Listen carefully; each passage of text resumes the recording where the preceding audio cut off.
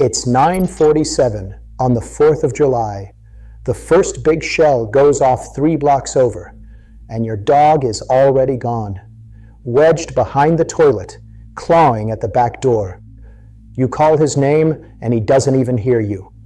Look closer at him. The whites of his eyes are showing all the way around. He's licking his lips over and over, and there's no food anywhere.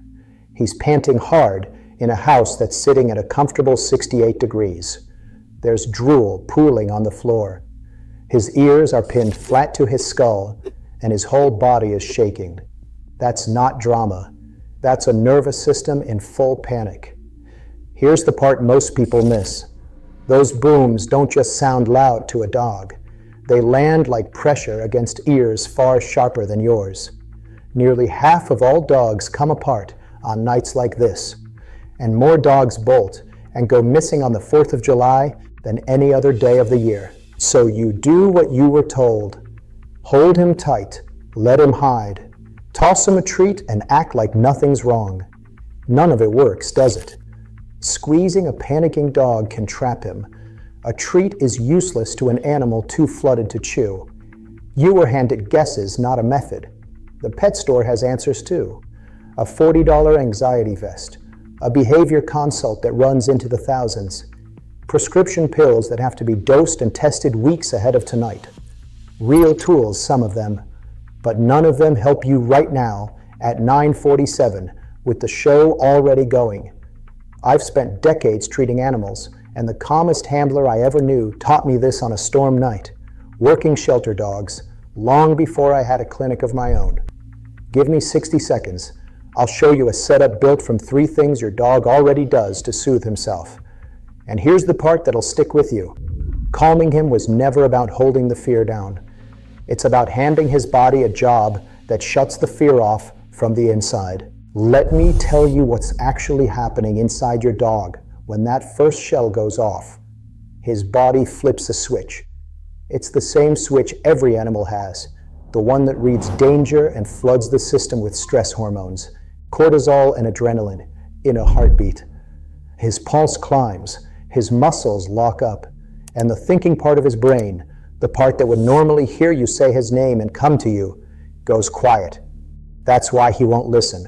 He isn't ignoring you. He can't reach you. Here's the key that unlocks the whole night. A dog cannot be in full panic and full rest at the same time. His body runs one or the other, the panic state and the calm state that sits opposite it. You can't talk him from one into the other, but you can walk his body across through something he does with his own mouth. That's the whole idea behind what I'm about to show you. 3 things a dog does to soothe himself: sniffing, licking, chewing. Each one on its own flips his body out of alarm and into calm. Licking is the strongest of the 3 for a night like this. When a dog licks at something over and over, the rhythm of it releases feel-good chemicals in his brain and pulls his stress hormone down. His heart rate drops, his breathing slows. Most dogs show you visible calm inside 2 to 4 minutes of steady licking. Not a lifetime of training, minutes. So here's the 60-second setup. Grab a lick mat if you have one. If you don't, a plain dinner plate works. So does the back of a metal baking tray. Now smear a thin layer of something soft and good across it. Dog-safe peanut butter is perfect. Just check the label first and make sure there's no xylitol in it, because that sweetener is poison to dogs. Plain yogurt works. So does a spoon of his wet food. Press it down into the groove so he has to work at it. You want his tongue busy, not a lick and done. Set it down in his spot and let him go. That's it. That's the trick. 60 seconds of prep and you've handed his nervous system a job it reads as, "We're safe enough to eat." Now, why does a smeared plate beat a handful of treats? Because a treat is gone in a second.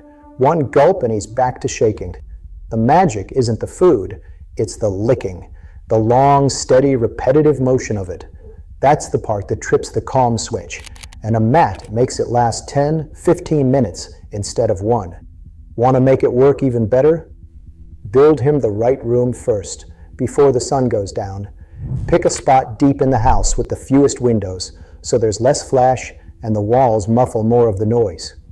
Put his bed in there, his water, a couple of toys he already knows, a door you can close, so that if the panic hits, he can't bolt out into the street and become one of those lost dogs. Then cover the sound, not with one thing, with two. The vet school at Cornell found that layering two kinds of sound masks those sharp cracks far better than a single source. A box fan running steady, plus a television or some soft music. The fan gives you a wall of even sound, and the music fills in over the top.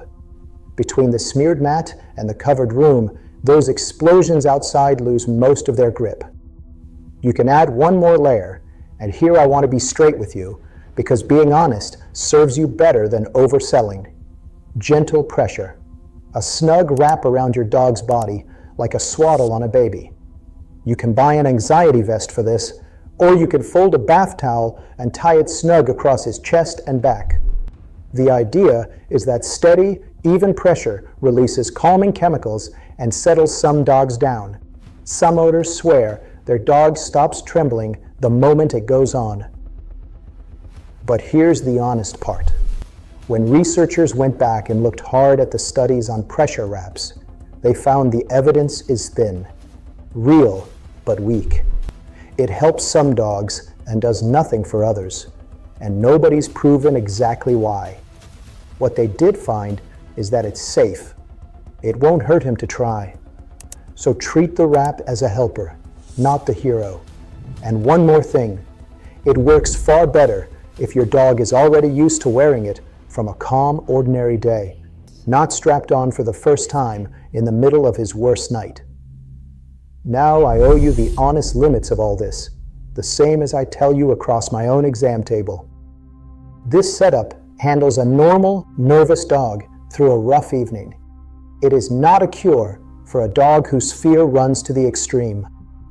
You know the difference when you see it. A truly phobic dog doesn't just hide and shake. He hurts himself trying to escape. He breaks teeth or tears his nails on a door or a crate. He won't touch food for hours, no matter what you smear on the plate. And every year, the panic comes back worse than the last. If that's your dog, no lick mat is going to fix him. And I'd be doing you wrong to pretend otherwise. That dog needs a real plan built with your own vet, and very likely medication that's dosed and tested in the weeks beforehand, never for the first time tonight. And here's the thing I most want you to hold on to. Everything I've shown you is triage. It gets him through the night.